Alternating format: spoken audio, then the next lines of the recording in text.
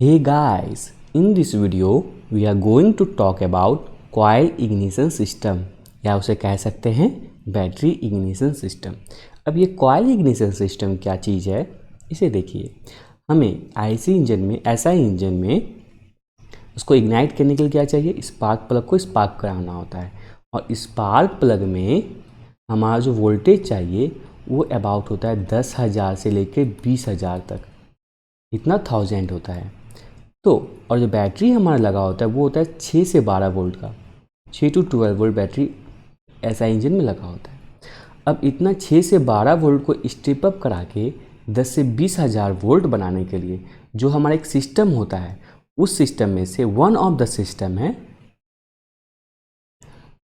Coil ignition system. वैसे बहुत तरह का सिस्टम होता है, 2-3 तरह का सिस्टम होता है, तो उसमें ये एक तरह का सिस्टम है हमारा कॉइल इग्निशन सिस्टम।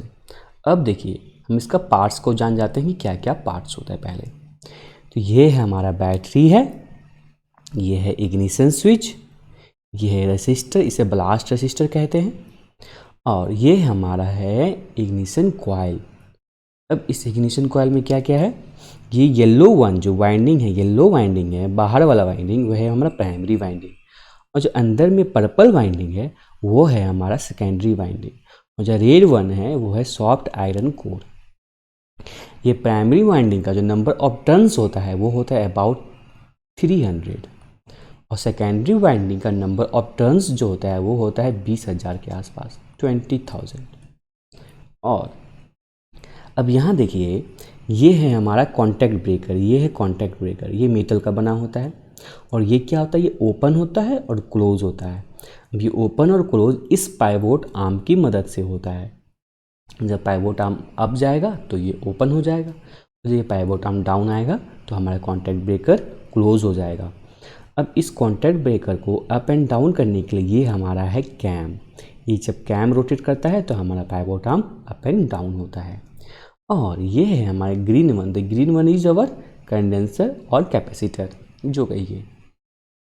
अब इधर देखें तो ये हमारा है डिस्ट्रीब्यूटर, ये डिस्ट्रीब्यूटर जो है सेकेंडरी वाइंडिंग से कनेक्टेड है, और डिस्ट्रीब्यूटर के अंदर क्या है, रोटर, और रोटर से कनेक्टेड है हमारा स्पार्क प्लग। अब देखिए अब इसकी वर्किंग की बात करें तो सबसे पहले जो इग्निशन स्विच हमारा ऑन है, ठीक है, और ये पॉजिटिव टर्मिनल से कनेक्टेड है, तो क्या होगा, यहाँ से करंट फ्लो करेगा, रजिस्टर से करंट फ्लो किया और ये प्राइमरी वाइंडिंग में हमारा करंट आ जाएगा।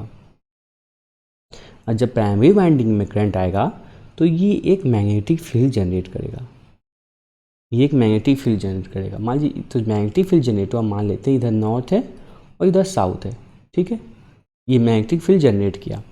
अब ये जो है ये करंट फर्दर मूव करेगा और इस सर्किट में आएगा, और इस दौरान अभी क्या है हमारा, ये जो है ये कॉन्टैक्ट ब्रेकर क्लोज है अभी, ठीक है, ये कॉन्टैक्ट ब्रेकर क्लोज है। अब तो ये क्या होगा, ये करंट इस डायरेक्शन फ्लो करेगा, थ्रू कॉन्टैक्ट ब्रेकर ये फ्लो करेगा, और कॉन्टैक्ट ब्रेकर से पाइवोट आर्म फ्लो करेगा, और एक सर्किट फॉर्म किया। कैसा सर्किट फॉर्म हुआ, from battery through ignition switch, resistor, primary winding, contact breaker and pivot arm होकर एक सर्किट फॉर्म हुआ, और मेरा प्राइमरी वाइंडिंग में क्या हो रहा है, मैग्नेटिक फील्ड जनरेट हो रहा है। अब देखिए जब कैम मेरा रोटेट किया करेगा, जब कैम रोटेट करेगा तो ये पाइवोट आर्म को लिफ्ट करेगा, और जब पाइवोट आर्म लिफ्ट होगा तो मेरा क्या होगा, ये जो है कॉन्टैक्ट ब्रेकर ये ओपन हो जाएगा, तो हमारा इमीडिएटली करंट का कोलैप्स हो जाएगा इन दी प्राइमरी वाइंडिंग, क्योंकि सर्किट ब्रेक कर गया तो हमारा प्राइमरी वाइंडिंग में इमीडिएटली हमारा क्या होगा, ये करंट कोलैप्स कर जाएगा। अब देखिए हम एक फॉर्मूला देखते हैं जिसमें होता है EMF induce equal to inductance into change in current बटे चेंज इन टाइम। तो देखिए यहाँ पर क्या हुआ, प्राइमरी वाइंडिंग में मेरा जो है इमीडिएटली करंट कोलैप्स कर गया, तो मतलब ये जो चेंज इन टाइम है वो अबाउट 0 है। तो क्या हुआ, ये टर्म हमारा क्या होगा, ये इन्फिनिटिव हो जाएगा, और इससे E का वैल्यू जो बहुत हाई हो जाएगा, तो इसीलिए हमारा प्राइमरी वाइंडिंग में इमीडिएटली करंट कोलैप्स के कारण अबाउट 300 वोल्ट जनरेट होता है। अबाउट 300 वोल्ट यहाँ पर वोल्टेज जनरेट होता है। अब ये वोल्टेज क्या करता है कि ये वोल्टेज फिर से इधर ये कंडेंसर को कैपेसिटर को चार्ज कर देता है। क्या होता है, फिर से हमारा करंट इधर फ्लो करता है और अब ये करंट जो है ये कॉन्टैक्ट ब्रेकर के थ्रू फ्लो नहीं करेगा, क्योंकि ये तो सर्किट हमारा ओपन हो गया है, कॉन्टैक्ट ब्रेकर ओपन है, तो हमारा करंट जो है कैपेसिटर को चार्ज कर देता है। अब क्या होता है, कैपेसिटर इतना चार्ज हो जाता है कि उसका जो वोल्टेज है वो हमारे बैटरी के वोल्टेज से ज़्यादा हो जाता है। तो जब इसका वोल्टेज ज़्यादा हो जाएगा तो क्या होगा, हमारा जो करंट है वो रिवर्स डायरेक्शन में फ्लो करने लगेगा। अब जो कंडेंसर से बैटरी की ओर हमारा करंट फ्लो करने लगेगा, क्योंकि हमारा वोल्टेज जो है कंडेंसर का वो ज़्यादा हो गया है। अब ये इस डायरेक्शन में फ्लो करेगा, तो देखिए इस डायरेक्शन में फ्लो करेगा, रिवर्स डायरेक्शन में। तो अब जब यहाँ करंट का डायरेक्शन चेंज हो गया तो हमारा जो magnetic field in primary winding बन रहा था वो भी चेंज हो जाएगा। पहले इधर नॉर्थ था तो ये साउथ हो जाएगा, और जब इधर साउथ था तो इधर नॉर्थ हो जाएगा। तो देखिए हम एक रफ डायग्राम दे सकते हैं, रफ ग्राफ देख सकते हैं कि यदि मेरे मैग्नेटिक फील्ड का यदि हम ग्राफ देखना है, एक रफ ग्राफ देखिए, ठीक है। मान लीजिए इधर ये 0 है, तो क्या हुआ, कैसे चेंज हो रहा है मेरा, जब हमारा करंट प्राइमरी वाइंडिंग से होते हुए कॉन्टैक्ट ब्रेकर से फ्लो कर रहा है तो पहले क्या हुआ, पहले मेरा ये मैग्नेटिक फील्ड इंक्रीज़ किया और जब इमीडिएट कोलैप्स हुआ हमारा करंट का तो मैग्नेटिक फील्ड प्राइमरी वाइंडिंग 0 हो गया। अब फिर क्या हुआ, मैं रिवर्स डायरेक्शन में करंट फ्लो करने लग गया थ्रू प्राइमरी वाइंडिंग, तो क्या होगा, तो उल्टा मैग्नेटिक फील्ड बनने लग गया, नॉर्थ और साउथ दोनों पोल चेंज हो गया, तो ये हमारा मैग्नेटिक फील्ड ऐसा बनने लग गया इधर नेगेटिव डायरेक्शन में, यदि इस ग्राफ में देखें। और फिर क्या हुआ, ये हमारा फिर जैसे कंडेंसर डिस्चार्ज हुआ तो मैग्नेटिक फील्ड भी डाउन चला गया, और फिर इस तरह से क्या देखें हम कि हमारा मैग्नेटिक फील्ड जो हो रहा है चेंज हो रहा है, ठीक है। तो ये क्या है, हमारा मैग्नेटिक फील्ड चेंज हो रहा है, और जो मैग्नेटिक फील्ड चेंज होगा और उसमें मैग्नेटिक फील्ड चेंजेज में हम जो कोई कंडक्टर ला देते हैं तो क्या होगा, हमारे उस कंडक्टर में वोल्टेज इंड्यूस हो जाएगा। तो यहाँ पे हमारा क्या है कि सेकेंडरी वाइंडिंग ऐसे कंडक्टर यहाँ पे है, और सेकेंडरी वाइंडिंग का नंबर ऑफ टर्न्स जो है बहुत ज़्यादा है, ये 20,000 है। तो क्या होगा, हमारा सेकेंडरी वाइंडिंग में हाई वोल्टेज इंड्यूस हो जाएगा, और जब ये हाई वोल्टेज इंड्यूस हुआ तो ये हाई वोल्टेज इस लाइन में फ्लो करेगा। अब ये हाई वोल्टेज डिस्ट्रीब्यूटर में आ जाएगा, और ये हाई वोल्टेज, ये कितना हाई वोल्टेज होगा, 10 से 20,000 के आसपास का वोल्ट होगा, जो कि सेकेंडरी वाइंडिंग में मेरा जनरेट होगा। अब ये हाई वोल्टेज डिस्ट्रीब्यूटर में आया, और डिस्ट्रीब्यूटर में क्या है, हमारा रोटर लगा हुआ है।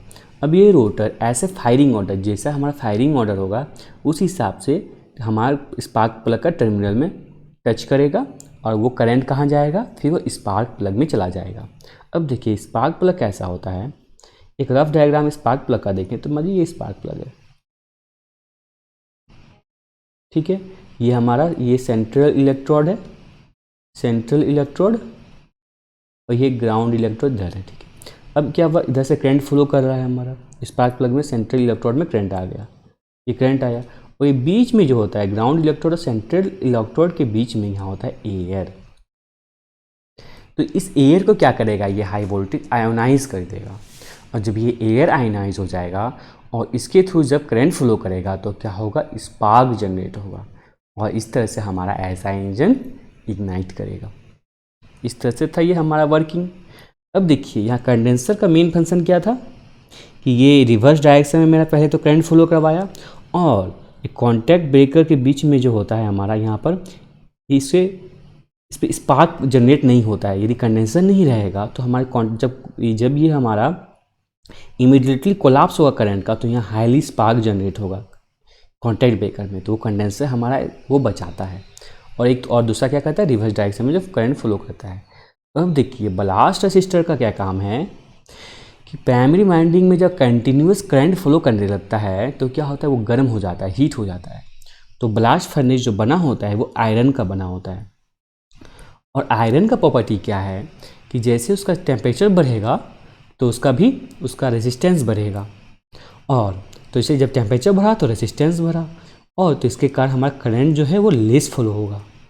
तो ब्लास्ट रेसिस्टर का क्या फंक्शन हुआ कि हम प्राइमरी वाइंडिंग में वो करंट को कंट्रोल कर रहा है ताकि हमारा प्राइमरी वाइंडिंग हीट ना हो।